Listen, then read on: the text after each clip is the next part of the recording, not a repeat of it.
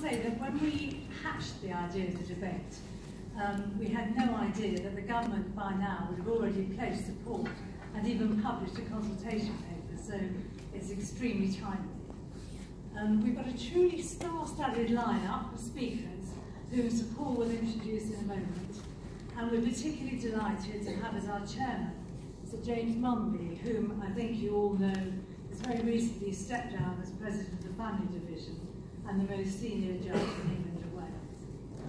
I hope you all enjoy the debate.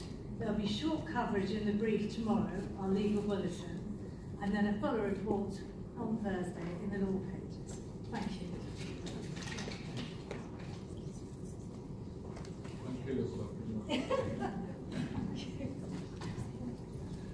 Frances, thank you very much. Can I start by sincerely thanking the Times for organising this evening's event, and also enthusiastically pursuing the Family Matters campaign since Marriage Foundation and, if I may say so, the unstoppable Frances hatched this all up about a year ago.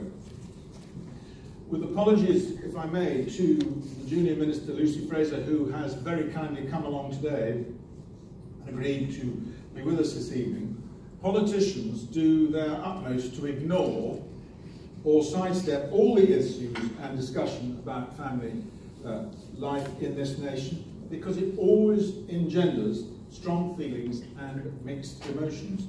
Put simply, politicians hate it because there are no votes in it. They file it in the too difficult tray because they know that whatever stance they take, one sector or another of the population will get upset. It's simply impossible to please everyone. Everyone has a strong view, as we know, on this extremely important area of life, so the politicians duck it altogether, which is very cowardly and irresponsible, because in the end it is the most important area of our lives. And divorce reform is one such area. It simply has to be looked at every 50 years or so, because our social behaviours and attitudes change over time, so it gets out of kilter with the way we live and behave and think. However much of a conservative with a small c you are, attitudes do change and family law gets out of sync. And invariably that is when you find the courts and the judges, people like James, people like myself, getting involved to try and patch up what is by then becoming a fraying garment, and to try and keep it serviceable as a statute or a law that is still relevant.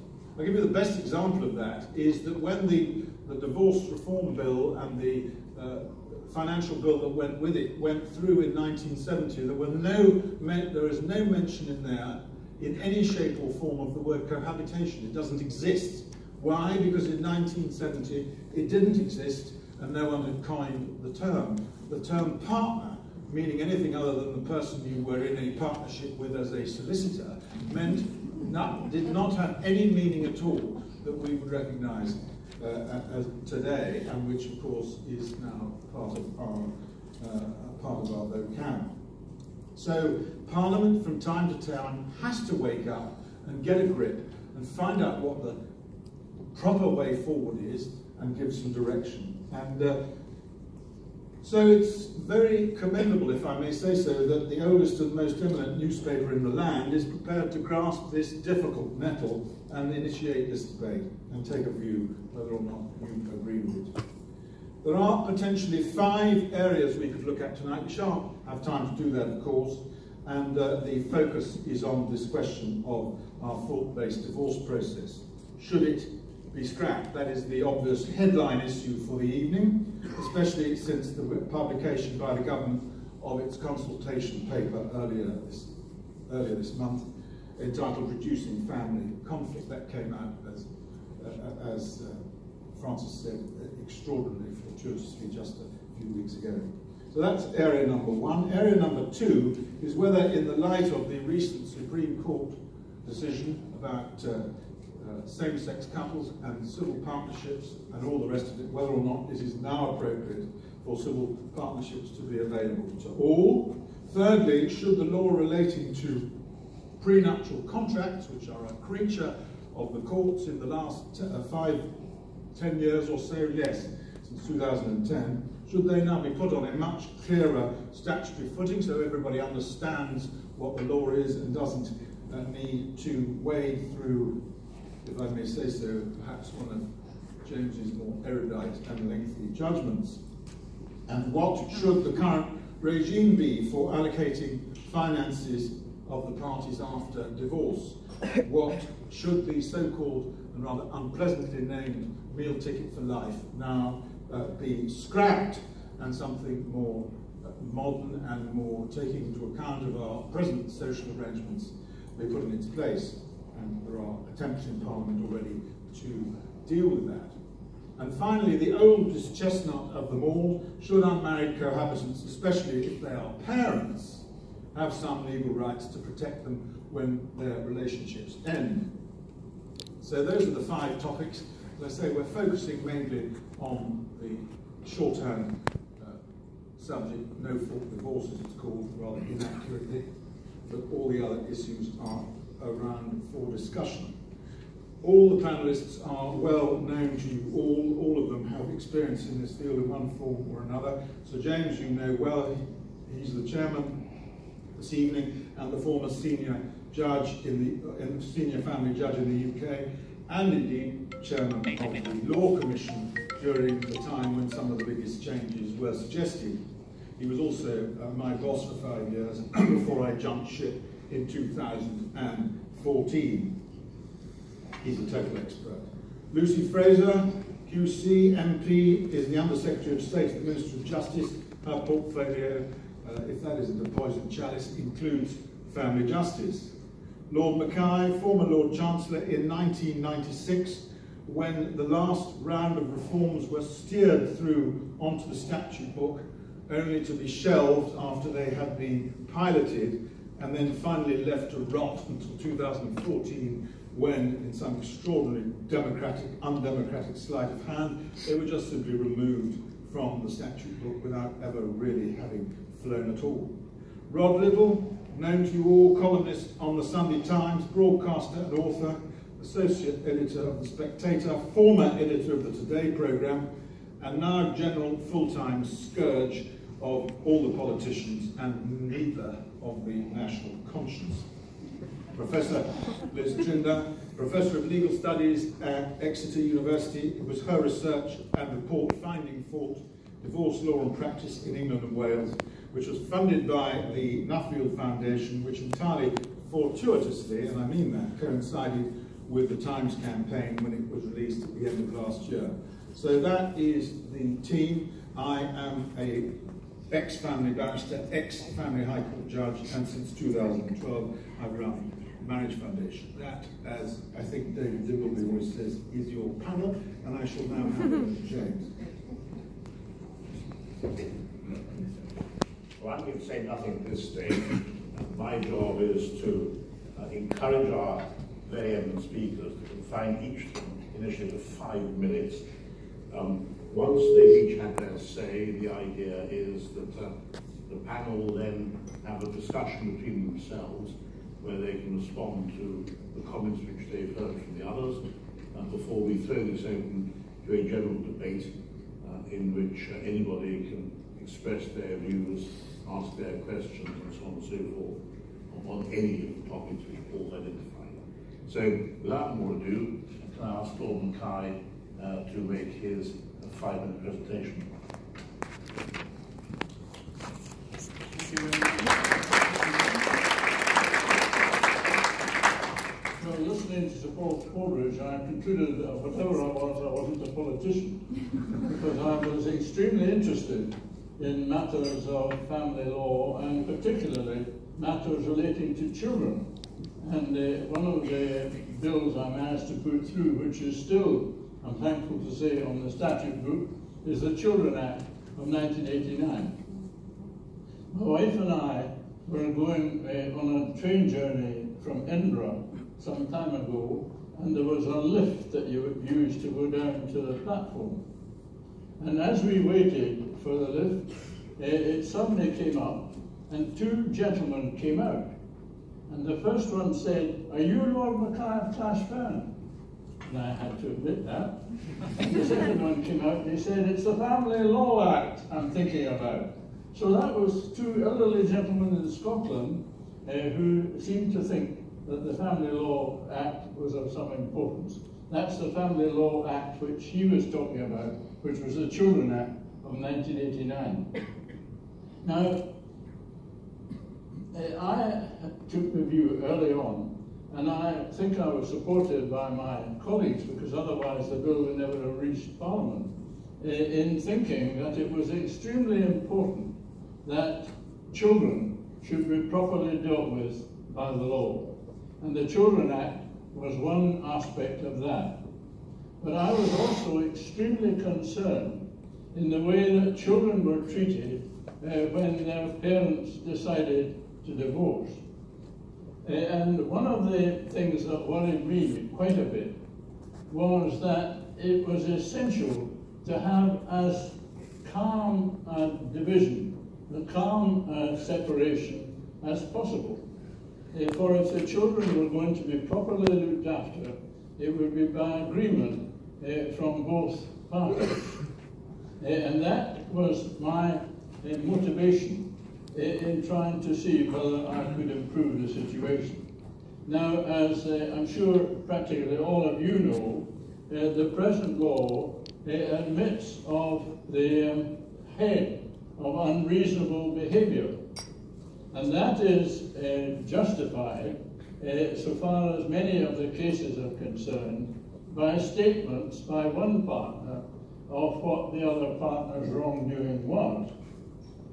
And the thing that ordinary people in the country don't seem to know is that that is never actually put to the test, except in the most rare circumstances, such as in Owens. And when it is, it's a fairly disastrous kind of result. So the idea that our law is based on fault in that sense is a misunderstanding of the way the thing works. And what happens really is once the parents decide to divorce, the relationship is extremely, if there are children, is extremely damaging for the children in most cases, because most children are devoted to both their parents. And when their parents separate, they are really being torn apart. And I was very keen that that should be done as calmly and as simply as possible. And I didn't believe that suddenly receiving from the other partner a list of the misdeeds that usually the other party has done in the course of the marriage is a very good way of making sure that the relationship is not worsened by the process under which the divorce is granted. And that was my fundamental idea, and I also thought that we should do what we could to strengthen the help that people got when their marriages came into difficulties. These were the two main thrusts of the bill that became an act, the Family Law Act, in 1996. It was passed by both Houses of Parliament and a very substantial majority in the House of Commons. So I was disappointed. I think it would be fair for me to say that my successor and the Labour government that followed, as his colleagues, didn't take it up. I understood that they had some difficulties with some of the provisions that I put in, but the main provision I don't think has ever been questioned.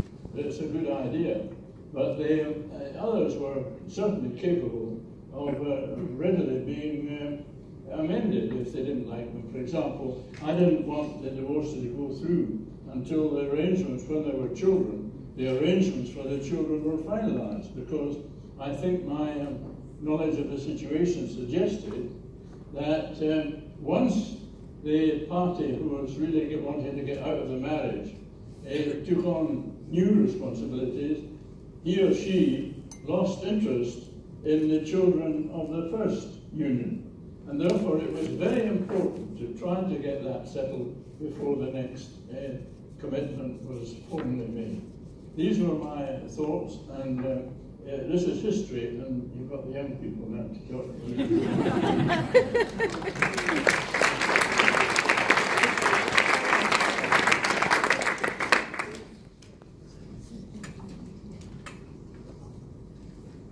Unfortunately, Lord Mackay not so young.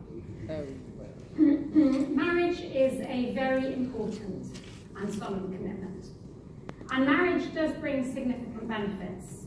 According to the Marriage Foundation, British adults were more likely, by 23%, to have been to university, 16% less likely to ever have received benefits if their parents were married at birth. In the Ministry of Justice, we don't want in any way to reduce the benefits that come with marriage, or to make it quicker or easier to make the decision to get divorced.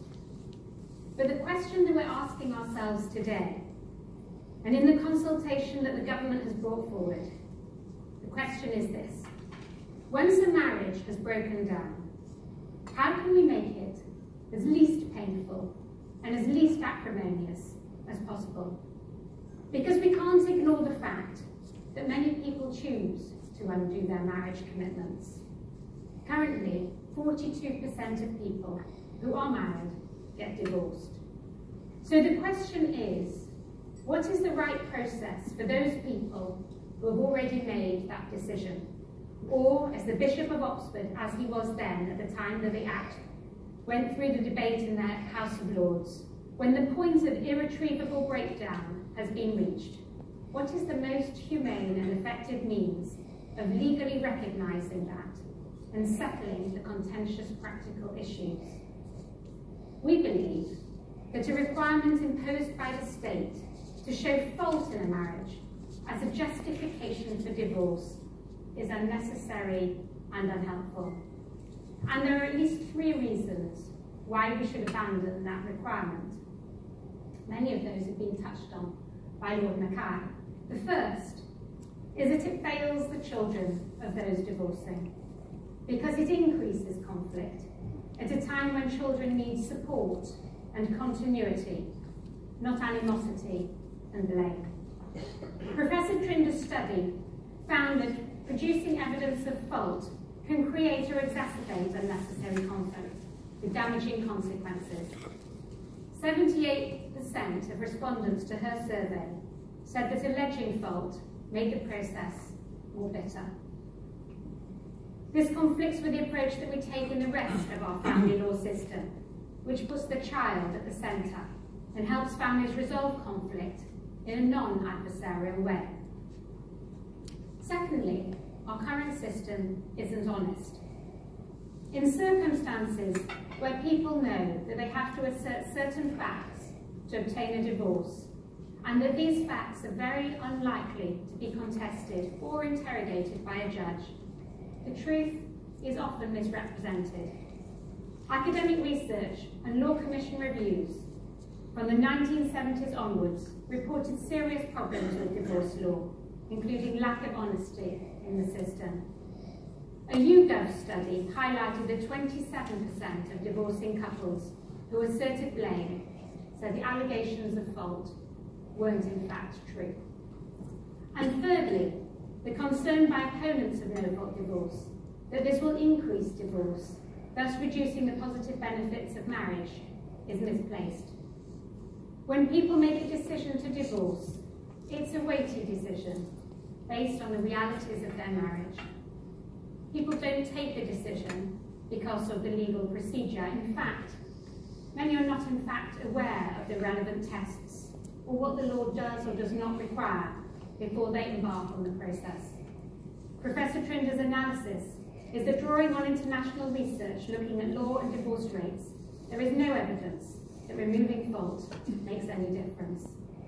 Scotland changed its laws in 2006 to give a lower waiting time before you could divorce of 1 year. After an initial increase to clear the backlog, the trend to divorce has been downwards. So these are the reasons why we're bringing forward a consultation which recognises all these points, but asks a few questions. Should we still retain a two-stage process with a decree nisi and a decree absolute? What should the minimum time frame be for the legal process? Should we remove the ability to contest the divorce? And should we retain a bar for petitions in the first year of marriage? So I think in considering this issue, we need to ask ourselves, do we want a system of divorce that needlessly rakes over the past, or a system that tries to protect children and their future? The advantages of removing fault were recognised nearly 30 years ago by the Law Commission. Parliament recognised it 22 years ago. We've had calls from the judiciary. We've had calls from other eminent members of professions. We believe the time to act has now come.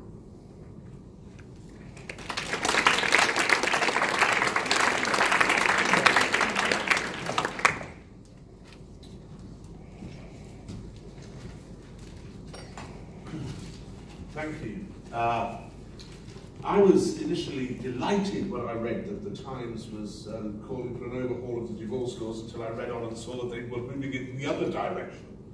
I want them moved back a bit. Not for my own sake, or for your sakes, or for the affluent middle class who have benefited from the divorce laws without question, but because the rate of divorce and its increasing propensity causes poverty and misery. And worse than that, and we've heard the words children used a little bit today, the cant to use the word children, that you care about the children if you are to water down the act of marriage by removing any notion of fault, by winnowing away the tie between marriage and procreation and children, is fabulously unjust. Let me give you a few figures. How much does divorce cost us? £46 billion per year. It's estimated that divorce costs us. These are not my figures, I didn't make them up on the train. 46 billion quid. That's around about half of what we spend on the National Health Service. Those figures are from 2014, from the House of Lords. Where does this money come from? Well, you should know where this money comes from. It comes from what we do to the children when we get divorced. Incidentally, only 9 billion quid of that is benefits to single parents. The rest comes in a whole gamut of social misery and squalor. The children of divorced parents do worse than other children, than the children who are brought up in a monogamous marriage. They do worse everywhere. Let me give you a few more figures. If you're a child being brought up in a single family, with a single parent family, you will do worse at school. You will be in more trouble with the police, and 9 times more likely to be in more trouble with the police. You are more likely to suffer emotional and mental problems. You're more likely to be unemployed. You're more likely to be promiscuous. You're more likely to use drugs. You're twice as likely to take drugs, in fact. And you're more likely, if you do get a job, to be low paid and unskilled. Now that's a start, isn't it? That's what we're offering. And anything which makes divorce easier and easier to contemplate means that that is more likely, and that 46 billion quid bill will go up, in case you don't care about the children. But it's not just the children of single parents. The children of stepchildren also suffer pretty much the same. Not as bad. There is no question about it that the worst outcome possible for a child is, firstly, cancer care, secondly, single parent. Stepchildren also have it bad. They are also less likely to do well at school. They are also less likely to, they're also more likely to have mental and emotional problems. Their rate of suicide after the age of 20 is something in the region of double of what it is for children who are brought up in a monogamous marriage in which the parents are genetically, both parents are genetically related to the children. And it goes on. It goes on all down the line. If you think that this is a sort of religious bigot speaking, it isn't. I come at this not from the religious point of view. This is one of the very few areas where the church and science actually agree with one another. It may be the only area, but it is undoubtedly true. It is incontestable. Incontestable. Thousands of reports have shown this, that the best outcomes for children are if they are in a monogamous, brought up by two parents, male and female, who are married. Not cohabiting. Not cohabiting. Again, with cohabiting, children of cohabiting parents, again, more likely to suffer a split, much earlier split than those people who are legally married, and also more likely to have a lack of parental interest in their development, largely as a consequence of the majority of pregnancies which occur for cohabitees being unwanted. Somewhere in the region of triple the number now to those who are actually married. In other words, you cohabit and you fall into having a family rather than actually planning for one. And all this stuff matters. We can say to ourselves that we have the right, it's our right in this affluent country of ours, to be married for a bit, to make a commitment, and then to say, I don't think so anymore. There's this woman in the office. I fancy her. If you want to scorch her, I'll go off there. Or this wonderful phrase, irretrievably broken down. What does that mean? Because it didn't used to mean that. You used to struggle on with your marriage for the sake of the kids. I know nothing about the law. Almost nothing about the law. I don't come at this from a legal perspective. I come at this from a perspective as what is best for our society and what is best for our children. And every single thing says to me that the children are best off if marriage has a solemnity and certainty and endurance about it. And anything which undermines that will increase the problems for our society and will increase the problems for our children. And it may be, in the end, that we say, well, tough, that's collateral damage. We are a liberal, affluent country, and we will do as we please. But if you do that, there is absolutely no question that the children will be worse off. And those children then become adults. Just to give you one very quick, before I finish, one very quick illustration of this. I was up in Middlesbrough, my hometown, doing an article for the Sunday Times a few years ago, and did a bit of amateur sociology while I was there. I stood outside the job centre in Middlesbrough, and all day, from 9 o'clock till 6, and talked to everyone who came out. Over 100 people came out. Every single one of them had either been the consequence of a broken marriage and had their parents split up, or they had started a relationship and then broken up, been married and divorced. Every single one. It was remarkable. And it had admired them in poverty. And it had admired their children in poverty. And it meant that the women, for example, couldn't get jobs. It meant that the men who had to travel to work couldn't travel to work because they had to see their kids at certain times. Believe me, weakening the solemnity and the certainty and the surety of marriage and that commitment that you make will cause poverty. It has already caused poverty amongst many, many people in this country, people who are least able to afford it, and it will make it worse.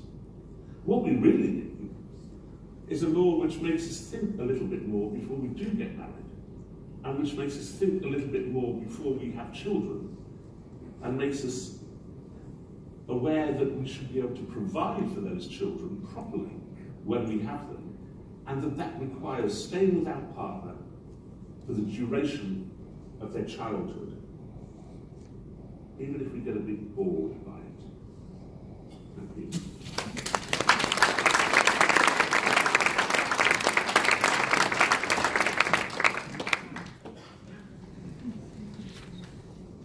Well, actually, I do agree with some of that. It is true that the research suggests that there is quite a strong association between better outcomes for children and marriage. That's not necessarily something that sort of magic sparkles out of marriage, but the fact of who marries and likely to have a much higher base income to start with.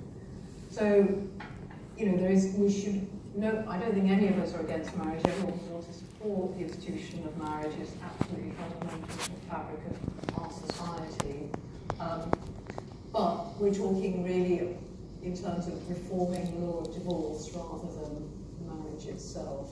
So in the legal divorce, of course, only kicks in once the marriage has broken down irretrievably. I know Rod is not keen on that phrase, but certainly from the research interviews we did, research going back many decades, people do take their marriages very, very seriously. And there's a very strong public belief that people don't try, they give up too easily.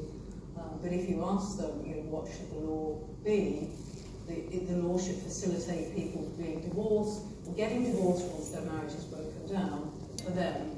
Other people may, you may need a tougher law for them, but certainly from their perspective, they have done everything they can to make it work. So, but the point is, we have to separate marriages breaking down, relationship breaking up, and the subsequent legal divorce. They're two separate things. They don't come together immediately. They're separate, and we're talking about the legal process that occurs once the marriage is over.